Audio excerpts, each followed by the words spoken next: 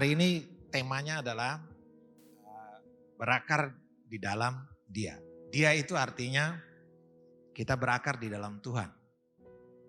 Jadi saudara pernah lihat akar pohon?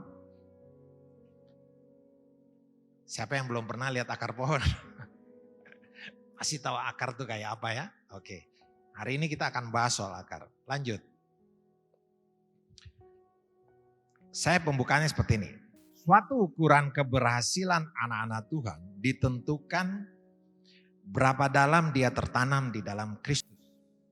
Jadi ukuran keberhasilan kita itu akan diukur, Tuhan akan tahu sebenarnya kau cinta aku atau tidak. Cinta akan Tuhan itu menentukan keberhasilan kita. Bukan ikut ibadah menentukan keberhasilan, bukan. Tapi apa?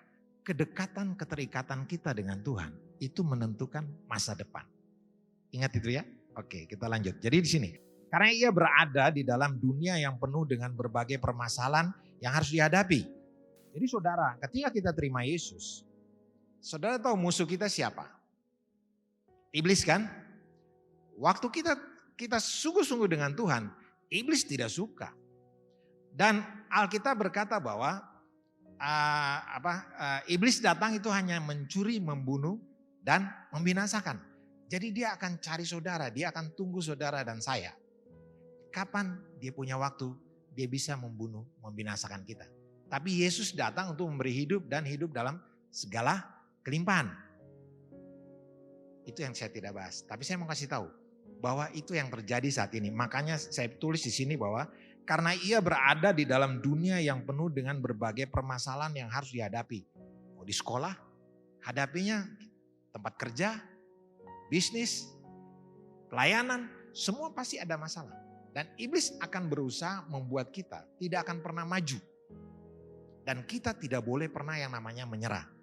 Semboyan dalam hidup saya, never give up.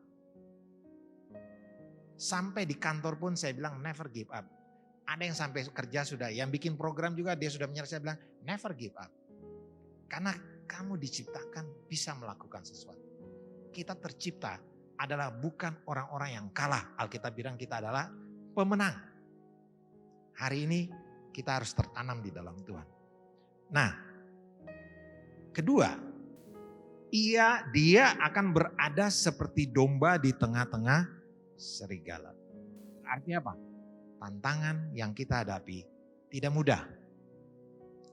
Kalau dunia kerja itu baru terasa, tapi kalau dunia sekolah belum terlalu. Terasanya tuh kalau mau ulangan ya, wah keringetnya banyak gitu, bahkan sebesar biji jagung gitu ya.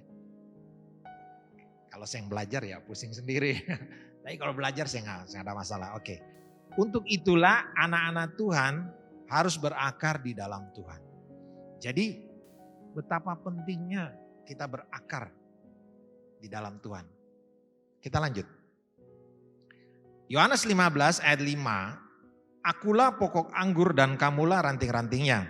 Barang siapa tinggal di dalam aku dan aku di dalam dia, ia berbuah banyak. Sebab di luar aku kamu tidak dapat berbuat apa-apa. Saya ulang lagi yang warna kuning ya. Sebab di luar aku kamu tidak dapat berbuat apa-apa. Ingat baik-baik. Bahwa kalau kita anak-anak Tuhan melakukan segala sesuatu di luar Tuhan, hasilnya tidak maksimal. Tapi kalau kita berharap sama Tuhan, lalu kita kerja keras, kita belajar yang bagus, hasilnya pasti excellent. Terbaik. Ini adalah kunci yang tidak bisa dipisahkan karena Alkitab sendiri bilang dia berbuah banyak. Artinya apa? Makin hari makin berbuah terus. Jadi orang yang tertanam di dalam Kristus, yang akarnya tertanam dalam Tuhan, dia akan berbuah banyak, menghasilkan banyak. Kalau sekarang orang bilang menghasilkan banyak uang. Percaya atau tidak percaya, itu pasti akan terjadi. Tapi kalau akarnya cuma sedikit-sedikit saja ya, tempel-tempel. Ya, dapatnya juga tempel-tempel. Jadi kita melihat di sini bahwa sebab di luar aku kamu tidak dapat berbuat apa-apa. Saya akan lanjut lagi. Contoh, saya ambil dari, silakan dilanjutkan. Nah, saya ambil pohon korma. Saudara, pohon korma ini dia tumbuh di padang pasir. Dan belum pernah yang namanya badai gurun itu, pohon korma itu tercabut. Itulah pohon korma. Jadi saya ambil gini, sebuah pohon korma akan tumbuh dan hidup apabila pohon tersebut merambah akarnya ke dalam tanah sampai kedalaman tertentu dengan tujuan untuk memperoleh air agar hidup. Makin dalam akarnya merambah membuat pohon itu makin kuat sehingga mampu bertahan terhadap badai yang datang. Jadi pohon korma ini pohon yang di padang gurun. Saya waktu ke Israel saya lihat itu begitu masuk Israel dari Mesir itu langsung kelihatan pohon korma antri jejer begitu. Nah antri jejer begitu pohon-pohon yang ada pohon lain lagi di padang gurun itu hanya korma saja. Nanti ke dalam sana baru pohon ara gitu setelah di dalam kota. Tapi kalau dalam padang gurun yang ada cuma korma saja. Nah lalu saya terpikir ini luar biasa contoh pohon korma ini. Jadi pohon korma tumbuh di tengah gurun pasir bukan dengan menumbuhkan tunasnya terlebih dahulu. Seperti pohon pada umumnya. Melainkan akan menumbuhkan akarnya terlebih dahulu ke dalam tanah sampai menemukan air. Itu membutuhkan antara jarang 10 meteran. Itu saya sudah cari di dalamnya. Itu menentukan bahwa pohon korma itu akan tumbuh, akarnya menemukan air di padang gurun, itu ratusan meter. Jadi betapa dalamnya akar sampai di dalam itu. Jadi dia terus. Nah setelah menemukan air, maka biji korma itu akan menumbuhkan tunas dan memecahkan bebatuan yang menimbunnya sehingga tunasnya tumbuh dan hidup. Dan hidup berjuang, tak kenal rasa takut akan hawa panas dan badai karena sudah mempunyai modal yang kuat, yaitu akar yang begitu panjang dan dalam hingga ke sumber air di bawah gurun pasir. Jadi pohon korma itu dia tertanam sampai dalam saudara. Bawah ratusan meter. Setelah tertanam baru dia keluarkan yang namanya tunas. Jadi kalau sebelum ketemu namanya air, daunnya tidak akan keluar. Tapi kurma itu dia penuh perjuangan. Kita nanti akan seperti itu harusnya. Di dalam Tuhan juga harus berjuang untuk hidup di dalam Tuhan. Karena badai banyak sekali di luar sana. Tapi apa? Pohon korma itu dia tertanam. Baru nanti dia keluar. Untuk menumbuhkan daun saja dia harus lawan batu-batu di sekitarnya. Baru dia muncul. Jadilah sebuah pohon korma yang luar biasa di padang gurun. Lanjut. Demikian rohani kita harus tumbuh seperti pohon korma. Jadi pohon korma itu pelajaran yang luar biasa sebenarnya buat anak Tuhan untuk mempelajari. Jadi ternyata untuk tumbuh dalam Tuhan itu harus penuh perjuangan. Artinya harus dari dalam diri kita. Bukan hanya dari Tuhan. Tapi diri kita untuk mencintai Tuhan harus kita melakukan sesuatu. Yaitu tertanam di dalam dia. Mazmur 92 ayat 12 atau 13 dikatakan, orang benar akan bertunas seperti pohon korma, akan tumbuh subur seperti pohon aras Libanon. Mereka yang ditanam di bait Tuhan akan bertunas di pelataran Allah kita. Pada masa tua pun mereka masih berbuah menjadi gemuk dan segar. Dikatakan, ada di ayat yang lain dikatakan gini, dahulu aku muda, sekarang aku telah menjadi tua. Aku tidak pernah melihat anak cucu orang benar minta-minta roti. Jadi artinya orang yang tertanam seperti berakar dalam Tuhan seperti pohon korma ini dikatakan bertunas seperti pohon korma. Pada masa tuanya pun mereka akan berbuah. Artinya sampai tua pun diberkati. Amin. Siapa yang mau tertanam di dalam Tuhan? Hari ini diberkatilah engkau dalam nama Yesus. Kita beri tepuk tangan buat Tuhan Yesus. Lanjut. Untuk tumbuh dimulai dengan apa? Berakar. Ingat apa? Pohon korma cari air. Supaya apa? Tumbuh. Sama dengan kita. Harus apa? Berakar. Lanjut. Kolose 2 ayat 6 katakan, kamu telah menerima Kristus Yesus Tuhan kita, karena itu hendaklah hidupmu tetap di dalam Dia. Jadi saudara, artinya kita jangan pernah keluar dari itu. Ada orang yang keluar dari jalur itu, mereka akan menderita saudara. Kenapa? Jadi gini, ada satu di cerita di Alkitab bahwa iblis itu begitu diusir dia keluar. Dia jalan-jalan, dia cari rumah yang baru. Tapi karena dia nggak menemukan, dia balik lagi ke rumah itu. Dia dapati rumah itu kosong. Lalu dia ajak apa? 7 temannya yang lebih jahat. Jadi orang itu kata Yesus akan lebih jahat lagi. Jadi hari ini kalau saudara sudah mengenal Tuhan, bertahanlah sampai akhir hidupmu, sampai masa tuamu. Yesus tetap Yesus, amin. Contoh yang berdiri di muka ini. Umurnya baru 56 saja. Beda-beda tipis dengan saudara kan? 16, 26, 36, 56, 56. Tenang saja. Body boleh tetap, body boleh apa? Body boleh merosot, tapi rohnya tetap apa? Muda. Kita harus tetap di dalam Tuhan tuh, harus tetap saudara. Ini kenapa saya bilang? Karena kita harus berakar, kenapa? Kita akan hadapi banyak hal. Mungkin saudara belum alami sekarang. Nanti yang namanya menghadapi ketika dia berumah tangga, ada rumah tangga menghadapi yang belum berumah. Nanti saudara masih muda ini.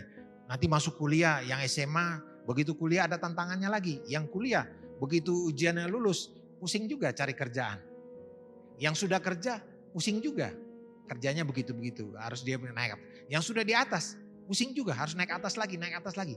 Tapi kalau orang yang tetap di dalam Tuhan, itu promosi naik terus.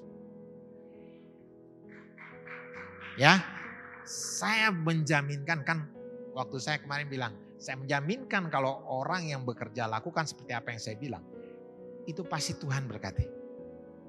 Dan saya yakin, saya minta sama Tuhan bahwa saudara di sini pasti berkati. Kan harus ada regenerasi dong. Ya, jadi regenerasi orang-orang yang hebat, amin. Nah, ayat 7 bilang, hendaklah kamu berakar di dalam Dia dan dibangun di atas Dia, hendaklah kamu bertambah teguh dalam iman yang telah diajarkan kepadamu, dan hendaklah hatimu melimpah dengan syukur. Jadi, hendaklah kamu berakar di dalam Dia. Topik hari ini. Alkitab yang bilang, bukan saya yang bilang. Kenapa? Kita lanjut. Mengapa kita harus berakar di dalam Tuhan? Lanjut. Alkitab bilang supaya kita kuat. Efesus 6 ayat 10. Akhirnya hendaklah kamu kuat di dalam Tuhan. Di dalam kekuatan kuasanya. Jadi saudara, kalau saudara berakar di dalam Tuhan, itu kekuatanmu makin hebat untuk menghadapi apapun juga. Ya, jangankan untuk menghadapi situasi. Penyakit pun tidak akan berani ngelawan saudara, saya kasih tahu. Kenapa? Karena saudara orang yang berkuasa. Amin. Saudara tinggal bilang dalam nama Yesus. Stop. Stop dia. Ya jangan sampai situ dulu deh. Ketika saudara bilang gini ya. Dalam nama Yesus usaha saya pasti berhasil. Pasti berhasil. Asal imannya jangan bimbang saja. Kalau saudara sudah belajar bagus, rajin, begitu ujian, dalam nama Yesus cum laude, bisa cum laude. Kenapa tidak? Saya kasih tahu. Artinya apa? Hidup kita boleh punya rencana, tapi apa? Harus kita hidup dalam Tuhan. Maka tercapailah rencanamu. Hari ini saya nggak bisa kasih firman banyak. Kenapa? Waktunya gak cukup. Makin digali Alkitab itu, makin banyak firman yang bisa menguatkan kita. Tapi saya batasin dulu. Hari ini aja dulu. Nanti berikutnya akan ada sambungannya lagi. Sambungan dengan yang lalu. Ini masih ada kaitannya. Jadi Efesus 6 akhirnya adalah kamu kuat di dalam Tuhan, di dalam kekuatan kuasanya. Untuk apa? Artinya kita kuat. Lanjut. Kuat terhadap apa? Dalam hidup ini ada 2 hal yang harus kita hadapi. tantangan dari dalam diri kita sendiri. Yang kedua, tantangan dari luar. Yang paling susah itu lawan diri sendiri. Betul, Seng? Ya kan? Nah ini Beta ambil ini lebih banyak berhubungan dengan anak muda. Beta Seng ambil contoh untuk berhubungan dengan orang tua. Karena orang tua punya urusannya beda lagi. Tapi ini urusan anak muda. Jadi tantangan dari dalam diri kita dan tantangan dari luar diri kita. Yang kedua, lanjut. Yang pertama, tantangan berakar dalam Tuhan yaitu tantangan dari dalam diri kita. Coba. Nah, Matius 13 ayat 5 katakan, ini berbicara tentang penabur, benih. Benih yang ditabur di tanah yang berbatu-batu ini ya. Sebagian jatuh di tanah yang berbatu-batu. Yang tidak banyak bertanahnya, lalu benih itu pun segera tumbuh. Karena tanahnya tipis. Tetapi sesudah matahari terbit, layulah ia dan menjadi kering. Karena apa? Karena tidak berakar. Jadi ini cerita tentang benih. Artinya firman Tuhan yang ditabur, ada tanah bebatuan. Itu dia tidak akan tumbuh dalam hidup kita. Kenapa? Banyak batunya. Akarnya tidak bisa masuk. Karena apa? Terhalang oleh batu dalam hidup kita. Ada batu-batu yang ingin saya sampaikan saudara bahwa batu-batu yang menghalangi firman itu tumbuh. Mengalami tumbuh, sama kita berakar dalam Tuhan. Adalah batu-batu rohani yang akan mengganggu hidup kita. Dan itu juga kalau batu-batu itu ada, saudara tahu kesuksesan hidup kita itu tergantung dari hal itu juga. Firman Tuhan yang kita lakukan itulah menunjukkan kesuksesan kita dalam hidup kita. Mau dalam bisnis kek, mau dalam apa kek, mau dalam sekolah kek, mau dalam usaha apa, dalam pelayanan, itu semua sama saja. Artinya ketika ada batu-batu yang menghalangi hidup kita, maka semua yang kita cita-citakan itu kemungkinan besar tidak akan tercapai. Tanah yang berbatu-batu. Lanjut. Kita akan lihat. Berbatu yang pertama. Anak muda pemarah atau tidak? Hobinya apa? Pas singgul sedikit langsung apa? Tandu berdiri. Wah. Marah di Alkitab katanya. Berhentilah. Mazmur 37 ayat 8. Berhentilah marah dan tinggalkanlah panas hati. Jangan marah hanya membawa kepada apa? Kejahatan. Jadi batu yang pertama adalah marah. Lalu saya mau tanya sama saudara. Saudara kalau marah itu simpan sampai kapan? Siapa yang kadang-kadang suka simpan marahnya lebih dari 1 hari? Jujurlah padaku. Wah ada. Ada banyak ya, bagus. Siapa apa? Jujur saja Tuhan tahu. Dan Tuhan akan merubah saudara menjadi orang yang hebat. Amin. Marah. Saya dulu pernah marah. Saya orang Ambon memang tidak bisa kendalikan emosi.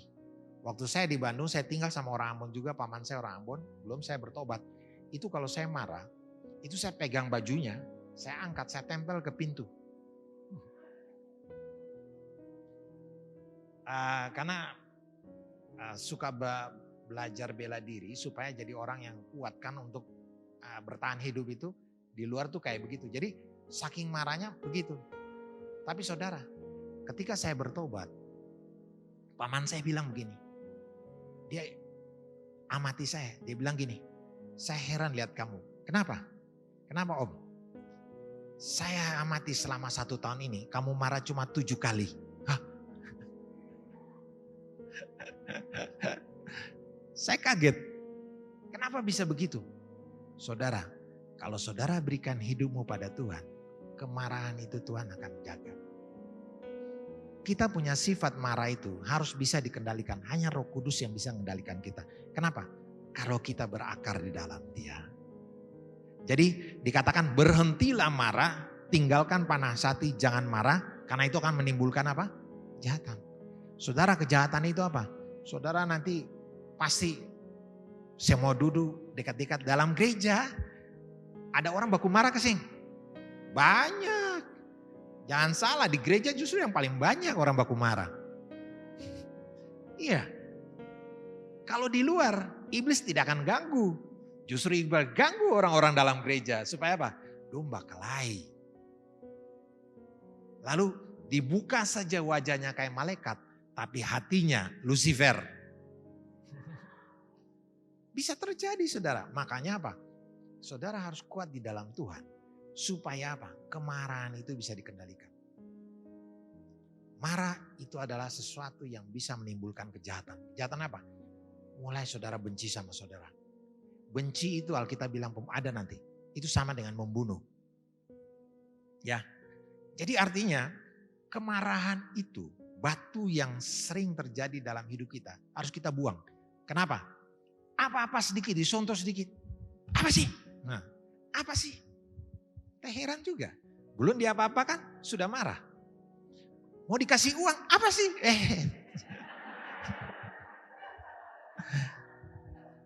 Coba, emosi sesaat itu akan menghilangkan berkat saudara. Kita kasih tahu, ketong lebih baik banyak diskusi daripada banyak marahnya. Marah itu tidak menyelesaikan masalah saudara. Saudara punya masalah dengan teman, cepat-cepat selesaikan. Kenapa? Itu kehilangan berkat. Rugi marah itu. Ya. Beta sejak bertobat itu tahun 84. Itu marah tidak pernah lebih dari setengah jam itu cukup. Kalau sudah setengah jam itu sudah rasa bersalah. Langsung jangan. Kadang-kadang beta lebih dulu minta maaf. Walaupun tidak salah. Lebih dulu minta maaf. Kenapa? Supaya melegakan hati. Contoh sederhana gini. Saudara, misalnya, beta contoh siapa apa tuh? Beta marah dengan Pastor Ewing. Pastor, wow. Pada pastor bye-bye deh beta. Cuma ini contoh. Lalu pastor pulang. Pastor kan saya ingat beta tuh. Yang ingat siapa? Beta tuh. Ingat pastor. Kalian lihat contoh ini ya. Jangan diikutin. Tapi ini contoh saja. Kita marah yang pastor. Kita simpan dalam hati. Pastor nih keterlaluan begini. Wah, stres mikirnya. Yang dipikirin mikir kata orang keseng. Beta pikir untuk akan untuk marah. Kira-kira untuk pikir beta keseng. Halo? Tidak, saya ada yang pikir. Jadi sekarang ketong buang waktu, beta buang waktu mikir ontua. Untuk pulang ada minum kopi, minum teh sama pisang goreng dengan untuk pu istri. Lalu beta dulu mikir ontua, yang rugi siapa? Hei, yang rugi siapa? Yang duduk pikir kan? Yang marah, rugi. Maka apa? Berhenti marah, mendingan pergi di untuk rumah makan pisang goreng. Iyo. DBB itu kan datang cepat-cepat menyelesaikan masalah kan. Nah ini ayatnya ada tuh, coba baca di Efesus. Sebelum sudah jadi satu tuh. 1, 2, 3 kita baca ya. Efesus 4 ayat 26. 1, 2, 3. Apabila kamu menjadi marah, janganlah kamu berbuat dosa. Janganlah matahari terbenam sebelum padam amarahmu. Jangan beri kesempatan kepada iblis. Artinya apa? Kalau saudara masih tetap marah, iblis akan mengganggu saudara. Akan membuat saudara akan lebih jahat lagi. Lebih marah dan marah. Akhirnya apa? Marahnya bukan ke satu orang. Akan merembet ke yang lain lagi. Nanti salahkan yang lain. Salahkanlah ini, salahkan ini. Apalagi yang kalau patah hati, ditinggal pacar. Marahnya kayak apa? Pernah saudara bilang, diberkatilah engkau dalam.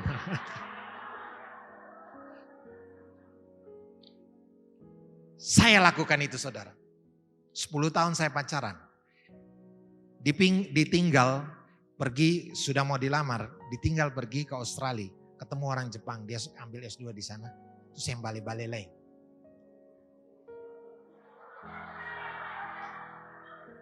Terus beta mesti marah. Dia bilang, marah sih marah.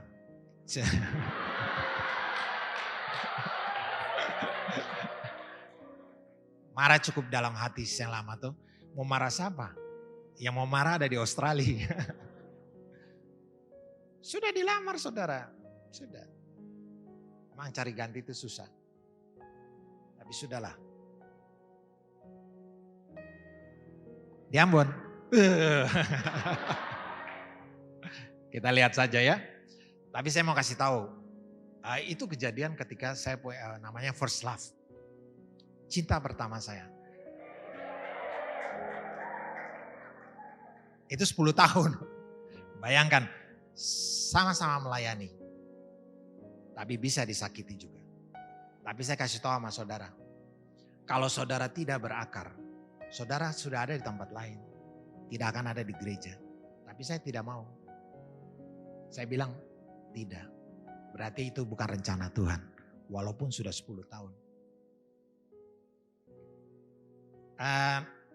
Nanti ada hal yang harus dikerjakan. Nanti saya cerita tentang yang saya ini. Apa yang harus saudara kerjakan.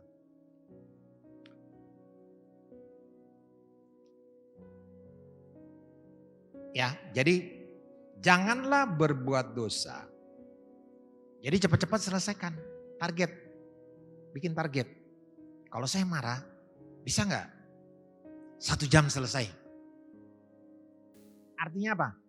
Kalau saudara di dalam Tuhan masih simpang marah, berarti saudara bersahabat dengan siapa? Halo? Marah itu datangnya dari siapa? Kan dibilang di bawah itu jangan beri kesempatan kepada, coba baca yang kuning paling bawah tuh, 1, 2, 3. Jangan. Jadi kalau lebih dari 1 jam saudara sudah beri kesempatan kepada siapa? Jadi saya mau tanya, siapa yang mau pengen marah tidak lebih dari 1 jam saja? Angkat tangannya. Jangan malu-malu, tinggi-tinggi. Tinggi begini dong. Wah, Tuhan berkati. Kalau yang tidak mau, saya kasih tahu berarti cinta akan iblis, bukan cinta akan Tuhan. Itu yang saya buat, makanya saya ajarin. Tidak mungkin saya mengajarkan sesuatu yang tidak pernah saya ajarkan, lakukan. Jadi kalau saya bilang 1 jam saya berjuang. Ketika mau marah, sebelum matahari terbenam, hafalakan. Jangan marah. Oke. Yang kedua, nah ini dia. Lanjutan dari marah munculnya ini. Tantangan dari dalam adalah apa? Tengkar, pertengkaran. 2 Timotius 2 ayat 22 dikatakan, sebab itu jauhilah nafsu orang muda. Kejarlah keadilan, kesetiaan, kasih, damai bersama-sama dengan mereka yang berseru kepada Tuhan dengan hati yang murni. Sampai situ dulu. Jadi saudara, di antara saudara yang anak Tuhan sini, saya minta dalam nama Yesus berhenti bertengkar. Cepat berdamai. Kenapa? Seperti tadi, berarti saudara kasih kesempatan kepada iblis untuk merusak masa depanmu sendiri. Amin. Jadi saudara berhentilah. Nafsu orang muda itu bukan nafsu birahi, bukan. Jangan salah pikir ya. Nafsu orang muda itu artinya apa? Emosinya tidak terkendali. Karena saya pernah muda kok. Jadi saya kasih tahu bahwa saudara pun harus punya semangat dalam hidup. Jangan pernah membiarkan hawa nafsu itu menguasai kita. Kita harus berdamai. Ya. Ayat 23 dikatakan, hindarilah soal-soal yang dicari-cari, yang bodoh, yang tidak layak. Engkau tahu bahwa soal-soal itu menimbulkan apa? Pertengkaran. Sedangkan seorang hamba Tuhan tidak boleh bertengkar, tetapi harus ramah terhadap semua orang. Ya harus cakap, mengajar dan sabar. Ini untuk yang PKS ya. Tapi saya katakan di sini ayat 23 kita baca sama-sama 1, 2, 3. Hindarilah soal-soal yang dicari-cari, yang bodoh dan tidak layak. Jadi saudara, kalau ada masalah, jangan jadi orang bodoh. Artinya apa? Pertahankan permasalahan itu. Tapi apa? selesaikan dengan baik-baik saja. Datang baik-baik. Kami dulu juga seumur saudara, saya di SMA lalu saya kuliah. Saya mimpin persekutuan, jumlahnya sama banyak juga dengan seperti ini. Tepuk tangan buat Pastor Ewing dong. Buat Pastor An, ya, sama Pastor Reddy. Artinya dulu saya kalau buka persekutuan itu SMA, saya masuk di SMA, saya injili kepala sekolah. Itu saya bertobat itu waktu mulai mahasiswa. Saya injili kepala sekolah karena dia profesor, doktor, dia punya gelar banyak. Saya punya kepala sekolah SMA, itu profesor, doktor, MSA, jadi dia punya gelar 7. Kepala sekolah SMA. Dan dia ketika saya berbicara tentang Injil, dia terima. Dia dengan senyum, dia bilang, "Nak Thomas, oke, tiap hari Jumat bikin KKR." Jadi setiap hari Jumat itu, saya dengan 5 orang kita bikin KKR. Walaupun kita sudah lulus, sudah kuliah, kita bikin di KKR sekolah itu. Jadi murid baru semua kumpul KKR. Yang bertobat lumayan. Jumlahnya sekolah kami itu punya aula bisa muat 1.000 orang. Dan kalau umpama lagi ibadah, itu semua orang kelas disuruh tutup. Datang ibadah KKR. Jadi yang bertobat lumayan banyak. Dan saya kasih tahu, kalau anak muda tetap masih menyimpan persoalan, maka saudara akan menjadi orang yang susah nanti.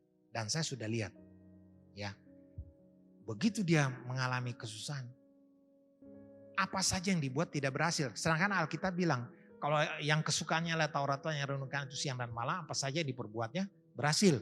Yosua 1 ayat 8 dibilang bahwa dia akan menjadi orang yang berhasil, yang beruntung. Tapi kalau saudara masih bertengkar, jangan harap firman itu akan berlaku. Pertengkaran itu akan menimbulkan sesuatu. Dan di dalam Tuhan, anak-anak Tuhan itu yang lebih sering bertengkar. Saya tidak tahu apa yang sudah melayani juga kadang-kadang, maaf ya. Di depan sini seperti malaikat. Saudara lihat seperti malaikat kan? Maaf, ini cuma bilang saja, jangan marah ya. Tapi kehidupan sehari-hari apakah seperti dengan sini? Harus sama. Tidak bisa kita melayani lalu hidup kita di luar orang mencela.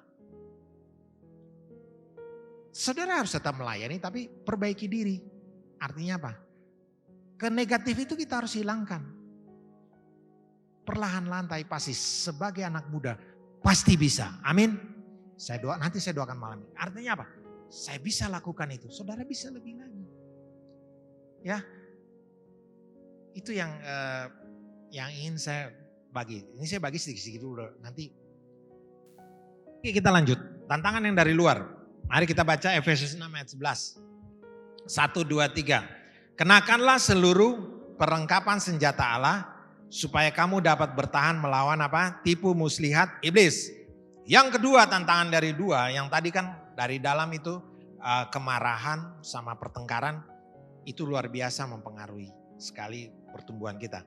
Yang kedua adalah tipu daya iblis yang dari luar. Kita lanjut, tipu daya iblis yang pertama adalah 1 Korintus 15 ayat 33. Kita baca sama-sama. 1, 2, 3. Janganlah kamu sesat. Pergaulan yang buruk merusak kebiasaan yang baik. Jadi saya ambil kesimpulan khusus untuk daerah yang kekristennya banyak. Poso, Manado, Ambon, Irian.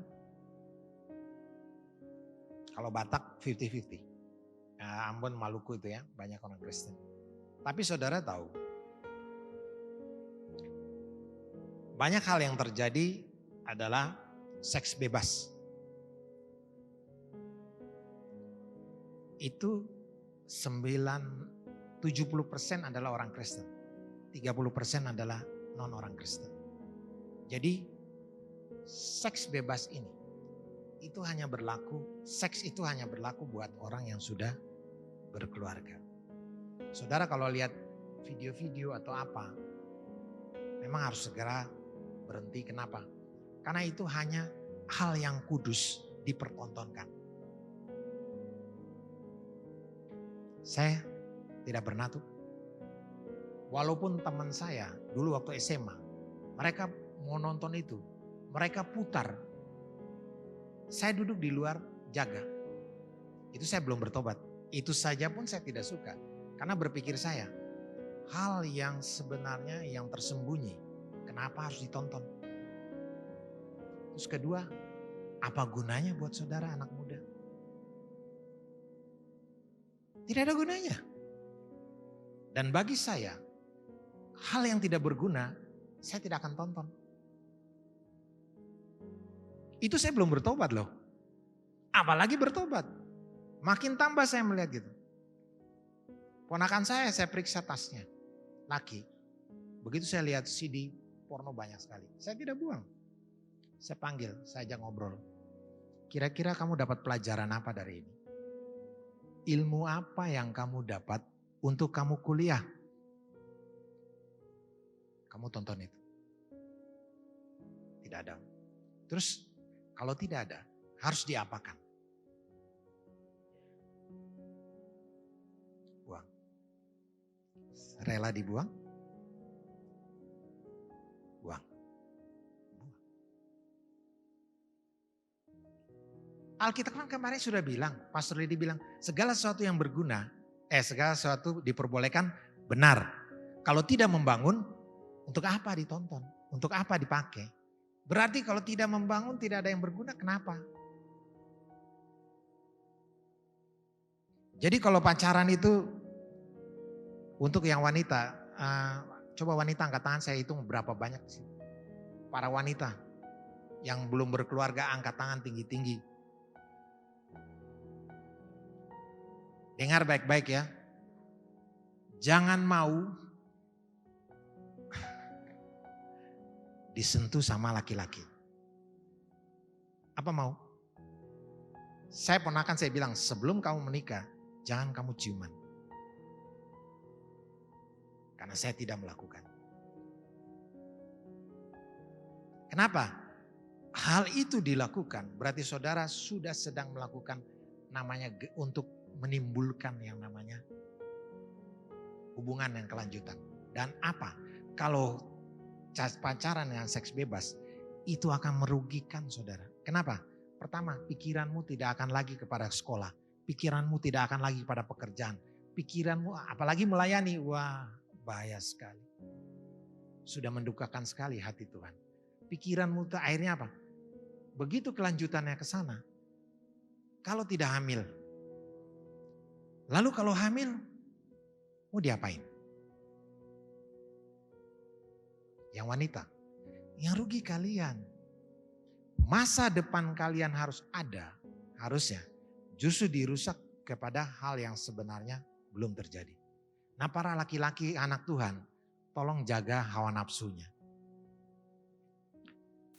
Jadi hati-hatilah dalam hal ini, karena ini dari survei itu ternyata itu dilakukan banyak di dunia kekristenan. Di luar negeri juga gitu coba. Amerika, terus Eropa, kantong-kantong kekristenan namanya penyakit daripada seks bebas ini. Itu sangat merusak padahal itu iblis yang mendorong. Merusak orang akan dilakukan dengan itu. Yang kedua, pesta pora atau mabuk. Tahu-tahu jualan Shopee, wah, 1 jerigen, bagi rame-rame, lalu mulai tertawa. Tidak jelas apa yang ditertawakan. Kalau orang mabuk itu apa yang ditertawakan coba? Bicara susah jelas lah. Arahnya nanti habis bicara politik, bicara ini ujung-ujungnya togel. Habis itu, oke lewat. Yang ketiga, ini kita baru belajar nih, tukel. Itu kita baru tahu ternyata tukang kewel. Tukang kewel itu artinya apa ya? Oh, jadi banyak omong kosongnya, pepesan kosong. Kalau bahasa ininya gitu. Ya, jadi artinya gini, saudara boleh, kenapa tidak boleh? Beta tuh paling senang kalau lagi nonton. Ada kita punya saudara satu, datang ketemu om di rumah kalau lagi nonton bola. Beta cuma dari pendengar saja. Lalu mereka berdua, wih pemain bola tuh, wah bodoh sekali. Wih masa begitu saya bisa gol? Pambodo. Wah, bahasanya keren banget itu. Pambodo. Akan muncul lagi pambodo ya. Kita selupa pambodo itu apa. Orang yang paling bodoh ternyata ya. Kita heran, coba kamu orang dua turun ke lapangan apa yang mati. Napas habis, seumur 70 tahun dan satu umur 40 bilang orang pembodoh main bola. Saya masuk akal. Kalau ketemu waras, ketemu lihat itu tertawa saja. Artinya apa? Hal-hal yang tidak perlu dikomentari, tidak usah perlu. Jadi namanya hiperbola. Jadi hal-hal yang kecil dicerita besar. Itu kita dapat cerita tentang kerusuhan. Wah pokoknya rame sekali. Sampai di rumah kita heran. Lalu kita tanya, ini informasi lihat sendiri atau dari mana? Dari orang lain. Ini namanya pesan berantai. Saudara tahu pesan berantai? Ngomong A, begitu sampai ke 50 orang dia sudah jadi apa? Jet. Sulain lagi. Hati-hati, itu namanya tukel. Buang waktu sayang. Jadi pergaulan itu saudara bisa pakai untuk cari uang. Saudara bisa pakai untuk namanya untuk bekerja dengan baik. Saudara bisa pakai untuk belajar dengan baik. Malah saudara duduk ngobrol sampai jauh malam. Pulang. Nah kita kembali lagi yang tadi. Jadi pergunakanlah, kita bilang pergunakanlah waktu dengan baik. Karena hari-hari ini adalah jahat. Yang lalu kan masih ingat ya? Semua sudah berlalu tidak akan bisa balik lagi. Jadi saudara jangan buang waktu untuk tukel. Itu ya, jadi pergunakanlah waktu, jangan, itu sangat mempengaruhi pergaulan itu. Artinya apa? Sehingga akan susah. Yang terakhir, yang tipu iblis yang kedua, mata. Kita baca Matius 5 ayat 29, 1, 2, 3. Maka jika matamu yang kanan menyesatkan engkau, cungkilah dan buanglah itu.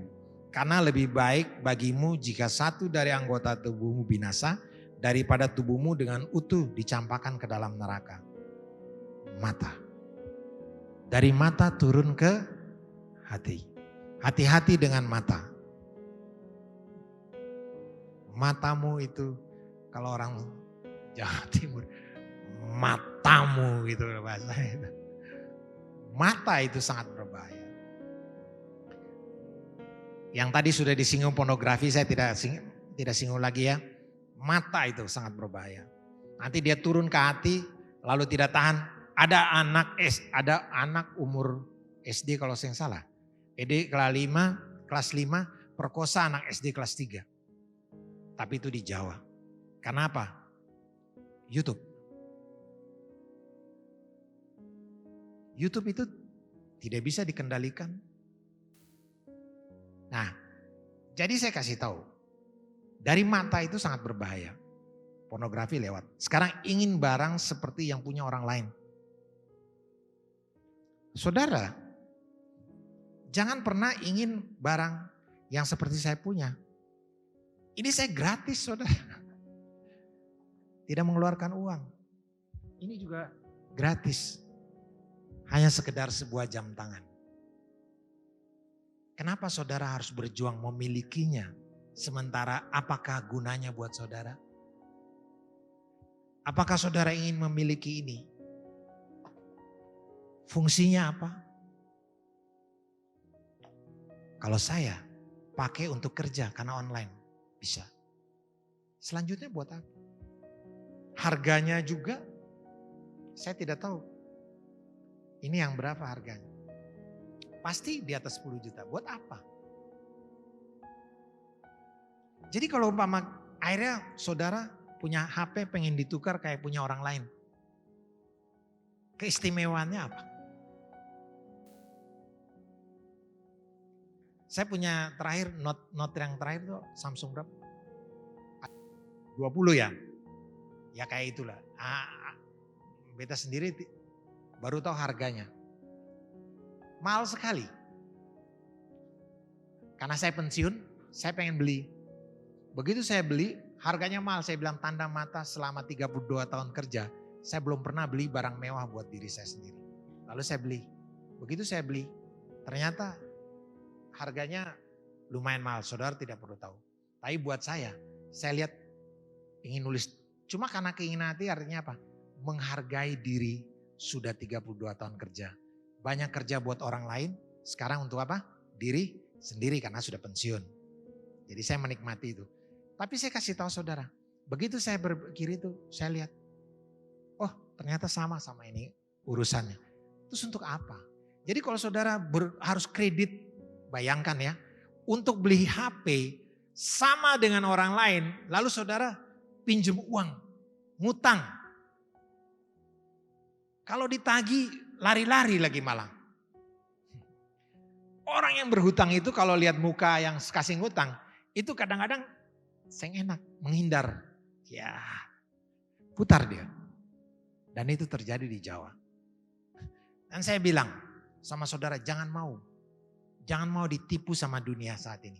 Sudah kalau sudah punya HP, itu saja. Kalau saudara sudah kerja, lalu sudah punya uang, baru beli HP. Saya apa-apa. Kita setuju-setuju aja. Tapi jangan terlalu beli yang mahal-mahal sekali. Yang tidak ada gunanya buat saudara untuk bergaya, mata itu. Nah itu yang get sama game online. Game online itu juga pengaruh. HP game online itu ada yang bikin orang otaknya rusak loh. Jadi saudara yang suka main game online batasin 1 jam saja. Tapi kalau sudah bawa sampai ke bawah lampu tidur, itu yang ponakan saya ini kelas 5 SD, saya tawar-menawar sama dia. Kamu main setengah jam, jam sekian. Nanti malam setengah jam ya sebelum tidur. Jadi HP-nya diambil, nanti dia mau main kasih setengah jam. Terlatih, terbiasa. Kenapa? Kalau sudah mata itu sudah mulai main di game itu. Saudara tahu yang ada di otaknya apa? Semua pelajaran itu bisa hilang. Yang ada apa? Main. Saya punya terbukti ponakan baru lulus kuliah. Ini masuk kuliah 16 tahun, lulusnya 30 tahun. Kuliah berapa tahun? Saya juga heran, ada kampus yang mau menahan dia gitu.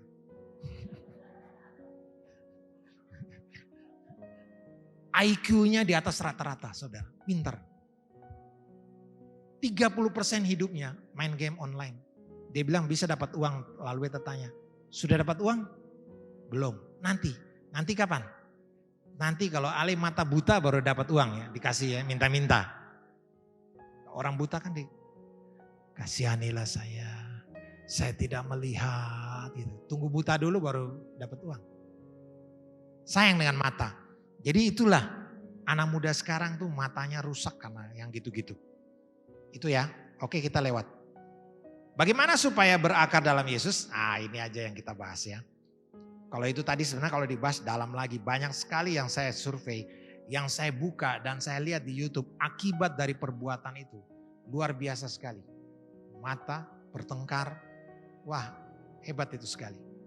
Ya, pergaulan yang buruk hebat sekali. Marah hebat sekali rusaknya. Nah tapi ini supaya kita bisa mengatasi semua itu bagaimana supaya berakar dalam Kristus kita lihat.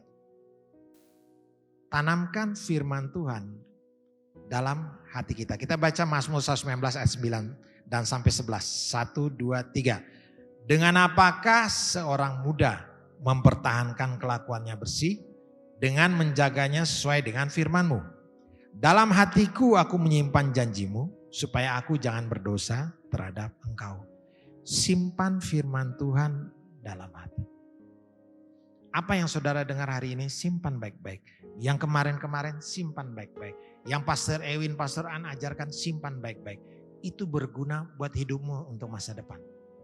Alkitab bilang dahulu aku muda, sekarang aku telah menjadi tua.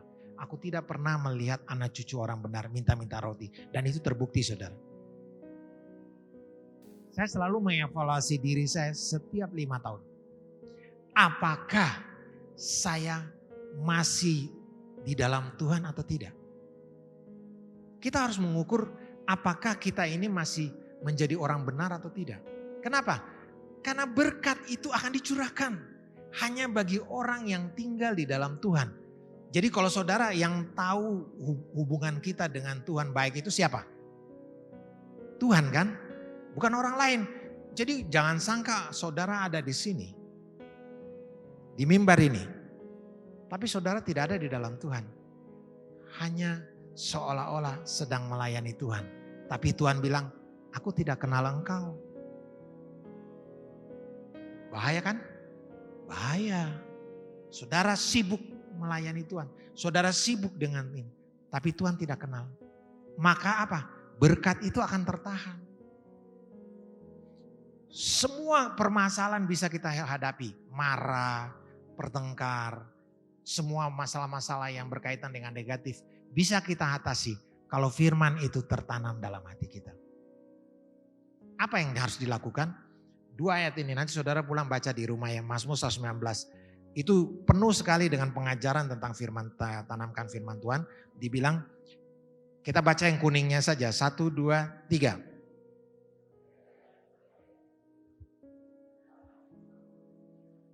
Ya, menjaga sesuai dengan firman-Mu, dengan apakah seorang muda mempertahankan kelakuannya bersih, menjaganya sesuai dengan firman Tuhan, dan dalam hati aku menyimpan janji-Mu, supaya aku jangan berdosa terhadap Engkau. Itu saja, sederhana kok. Rajin baca Alkitab, rajin dengar apa yang diajarkan di sini, itu dilakukan. Lanjut. Yang kedua, ini yang terakhir. Oh belum, ini sama yang tadi ya. Kita baca sama-sama Yosuas 1 ayat 8, 1, 2, 3. Tetapi renungkanlah siang dan malam, supaya engkau bertindak hati-hati sesuai dengan segala yang tertulis dalamnya.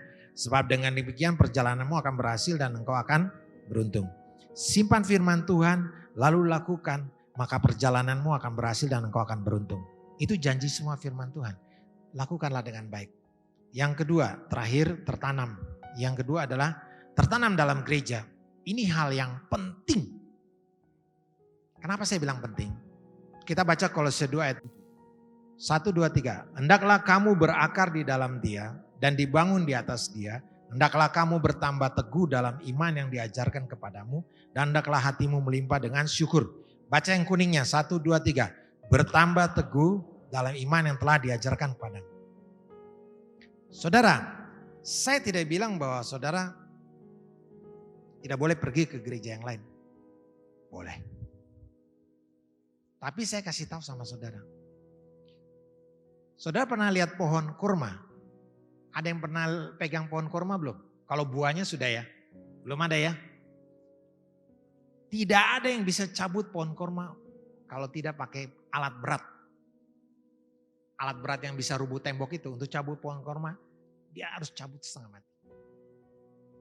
Tapi kalau saudara pernah lihat bunga yang dipindah-pindahin, pohon yang dipindah-pindahkan dari satu pohon, pot ke sini, pot lagi, apa dia tumbuh?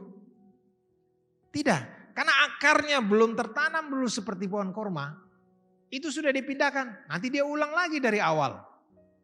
Jadi pelajaran-pelajaran yang soal firman Tuhan yang sudah saudara dengar, begitu saudara pindah ke tempat yang lain, belum tentu sama. Karena makanan yang disediakan Tuhan berbeda-beda terhadap gerejanya masing-masing. Jadi saya kasih tahu kalau saudara memang tertanam di sini, youth-nya, terus saja sampai kapanpun. Artinya saudara nanti diberkati sampai saudara, ada beberapa yang di sini sampai mereka sudah berkeluarga, bahkan Bung Yos ya, itu dari tidak punya usaha sampai punya internet ya. Iya kan? Usaha internet. Itu sampai ke daerah-daerah, sampai saya lihat itu tanda tangan dengan para kepala desa atau apa, internet masuk desa. Itu bisnisnya jalan lancar. Diberkati saudara. Orang-orang yang setia sampai akhir itu pasti diberkati. Jadi kalau saudara punya masalah, ya sudah selesaikan. Cepat-cepat selesaikan sebelum matahari terbenam, selesaikan itu. Tingkat amarah itu harus dijaga. Lalu kalau suka bertengkar, cepat datang berdamai. Sebelum saudara berdoa, berdamai. Atau besok bilang, Tuhan nanti saya mau berdamai dengan seorang. Berdamai. Supaya apa? Ada berkat. Itu. Nah itu yang diajarkan di sini. Tapi saya kasih tahu, tapi kalau kita di dalam Tuhan, kita itu akan tertanam, jangan pernah pindah. Saudara yang dekat-dekat gini, jangan jauh-jauh. Kenapa? Tuhan itu ada untuk memberkati saudara di tempat yang sama. Karena di tempat yang lain, Tuhan punya cara untuk memberkati juga di tempat yang lain dengan cara Tuhan.